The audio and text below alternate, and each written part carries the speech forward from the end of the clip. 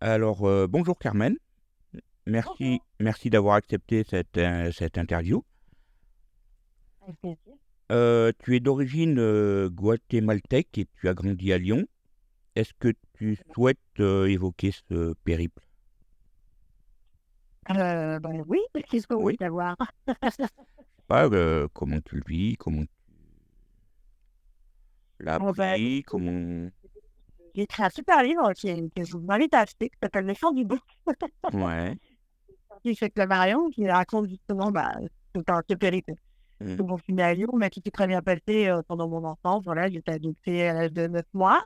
Mmh. Et jusqu'à mes 26 ans, j'ai peu d'éléments de réponse sur mes origines. Donc, je suis partie dans mon pays à 26 ans et Mmh. j'ai fait un périple de 13 jours afin de retrouver ma mère biologique, que Mmh. j'ai finalement retrouvée en Belgique. Voilà, dans les grandes lignes.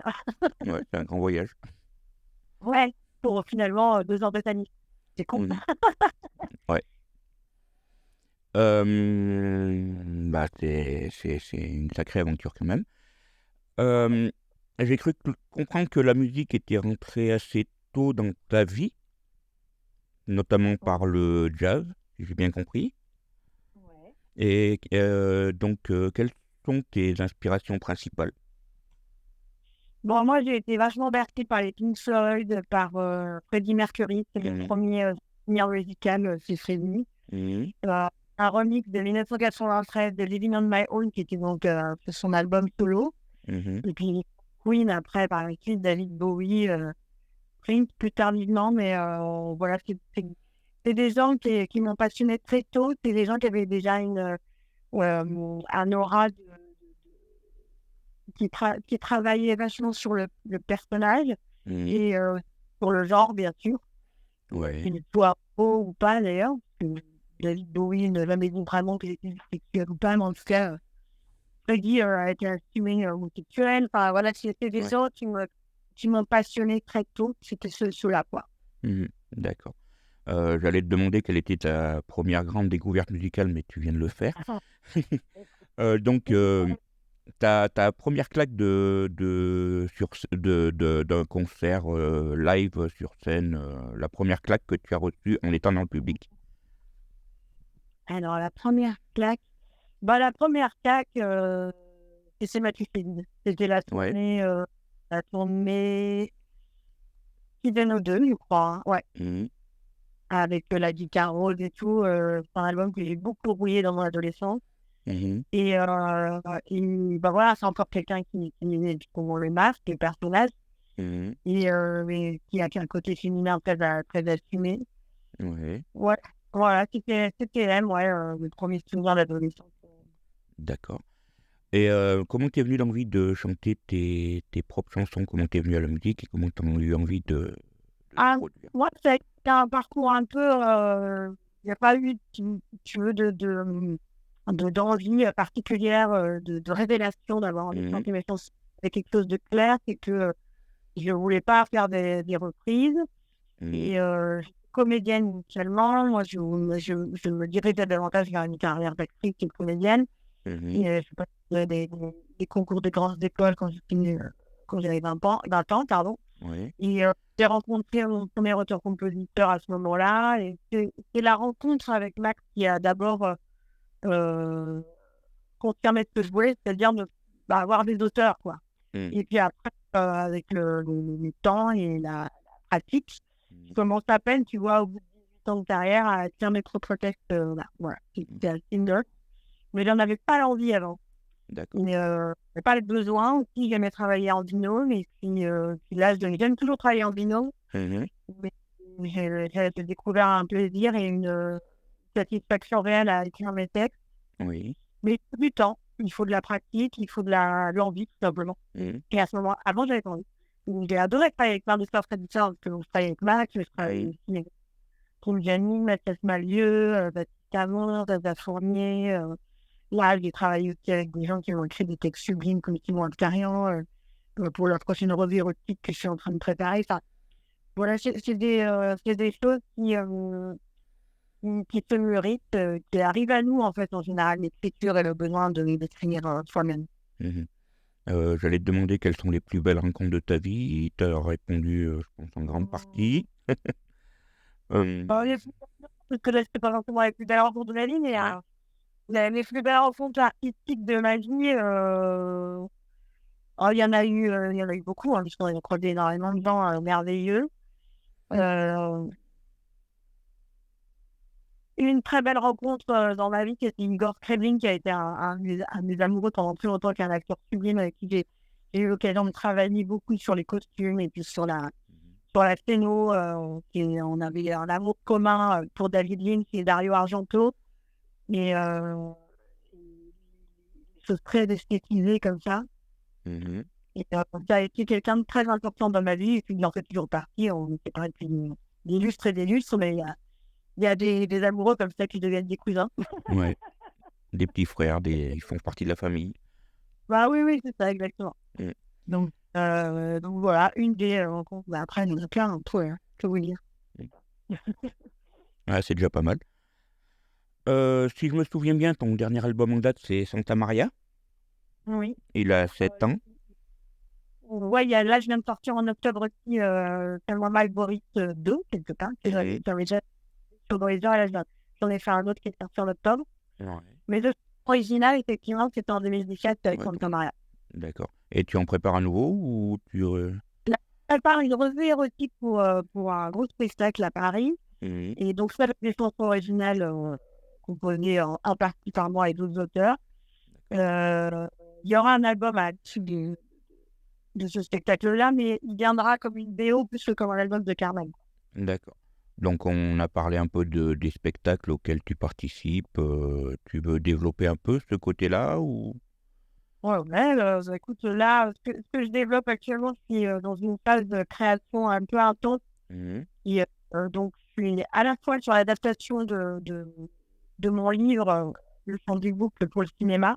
Donc, je suis en train d'écrire le scénario avec une scénariste qui est super.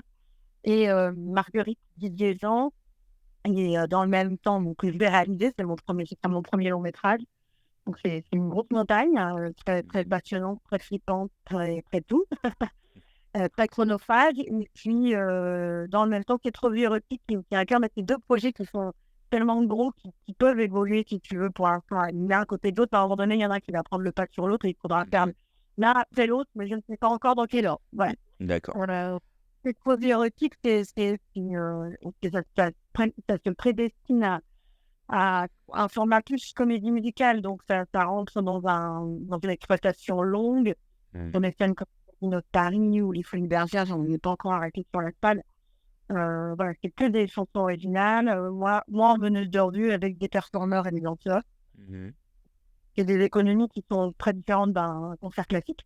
Oui. Et dans le même temps, je tourne Carmen Ultra, qui est donc un duo avec Antoine Rowe, qui a composé la plupart d'ailleurs des musiques de la future revue.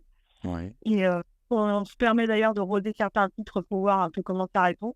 Là, je vais jouer à Paris le 26 avril au 3 Baudets.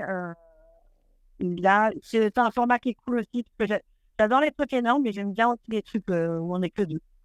Ça fait bien de faire des allers-retours, de ne pas être au même endroit, de se sortir aussi, être un peu en danger parfois, parce qu'à deux, on est plus des funambules. Donc, on n'est que deux pour se rattraper, parce que j'aime bien cette dynamique-là. D'accord. Moi, je t'avais vu à la Cordo à Romans, je crois. Oui, à Romans, oui. Et j'avais pris une sacrée claque quand même. Tu travailles? Pardon? C'était quelle journée tu travailles? C'était quel album? C'était la dernière, il me semble, il y a 2-3 ans. Avec Kim, qui est un super mec aussi, qui est très important dans ma carrière, qui a réalisé le Santa Maria, justement. Et c'est un ami super fort. J'ai vu que tu avais participé aussi au spectacle autour de Mathieu Cotte, avec Evelyne, Billy, tout ça. Ouais, je l'ai vu aussi à Rompon, chez Poul. Ouais. C'était... Tu veux en parler? Ah bah oui, tu veux pas. Moi, tout.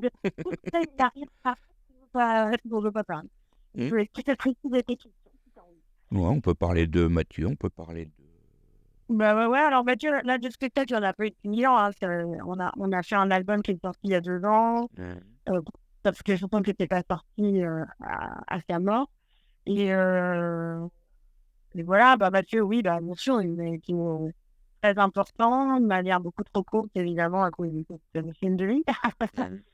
Malheureusement. Et grâce à lui, j'ai rencontré Biggie, qui est devenue ma sœur, ma meilleure amie depuis 15 ans. Parce Mhm. que ça fait 2 ans qu'il est parti, ce petit enculé. Ouais. Et ça a été une très belle rencontre, Mathieu, bien sûr, c'était un ami bah, de 4 ans. En plus, on débutait en même temps nos carrières solo, donc il y avait quelque chose de très familial aussi, assez Mhm. évident. Puis on a rigolé tellement. Mais D'accord. c'est ouais, c'était rigolo. Et en même temps, quelqu'un de très investi, très militant, Mhm. très en colère aussi, mais sa colère était belle. Mhm. Et voilà, écoute, ce que ton corps est bien. Il avait fait une très belle chanson de droite que tu avais reprise à merveille d'ailleurs. Ouais, très Et, con. c'est Mais, ça. ouais, ouais. Moi, j'aimais aussi j'aimais beaucoup chanter ces chansons plus tristes. Mhm. J'ai adoré Les Bradés, qui était une chanson qui est très engagée, très Ouais. militante. La fin du monde, c'est plus beau. Mhm. Il a fait des textes magnifiques. Ouais, ouais, puis là, sur le dernier album, j'avais très envie de chanter ça. Mhm. Une chanson qui est sortie, et donc qui parle de la victoire. Mhm. C'est drôle, hein. Vraiment, c'est bon, ça. Et à part la musique, les spectacles, tu as d'autres occupations dans la vie, d'autres. Voilà, comme je te disais, hein, la question de ce livre, hein, Mhm. Ou le c'est cinéma, différent. oui. C'est le cinéma, et puis bah, des formats plus gros, comme ça, comme une militant. D'accord. Tu écoutes quoi en ce moment comme musique? En ce moment, bon, moi, je suis très ancienne, mais j'aime beaucoup Black Puma, qui a un album qui est déjà sorti il y a un petit moment. Mhm. Euh, j'ai adoré cet album. Attends, je vais te retrouver le titre du disque en question. Et il y a bougez pas, bougez pas. C'était bah, tiens, c'est le titre, en fait, c'est éponyme. Black D'accord. Puma, titre éponyme. Et donc, ouais, cet album-là, il est assez incroyable. Le Mhm. mec a une voix folle, qu'on Mhm. dirait vraiment entre Al Green et Otis Redding. Mhm. Et les compos sont folles. La réal, incroyable, les productions sont Ouais. sublimes. J'ai une grande préférence pour la chanson Confine, c'est la 8. Mhm. La 8 de l'album. On dit plus ça maintenant. Il y a plus de gens qui écoutent les albums en entier, qui disent ouais, c'est la 8, je préfère la 8. On parle des chansons par leur numéro de nos jours. Ouais. Ouais, ouais, tout est des singles maintenant, donc ouais. Mhm. Mais ouais, Confine, j'adore. D'accord. Sinon, on va peut-être bientôt finir. Est-ce que tu as dernier mot à dire, un message à passer Oh, mais aimez-vous, bordel! Voilà. Ouais. Profitez de la vie, soyez heureux. Ça peut être Ouais. beau si on veut bien Ça peut regarder. être magnifique. Ouais. Eh bien, je te remercie. Merci à toi. Ouais. Et on se retrouve bientôt sur un de tes concerts Ciao. ou spectacles. Ouais, ça marche. Allez, Merci beaucoup. À merci à bientôt. toi. À bientôt.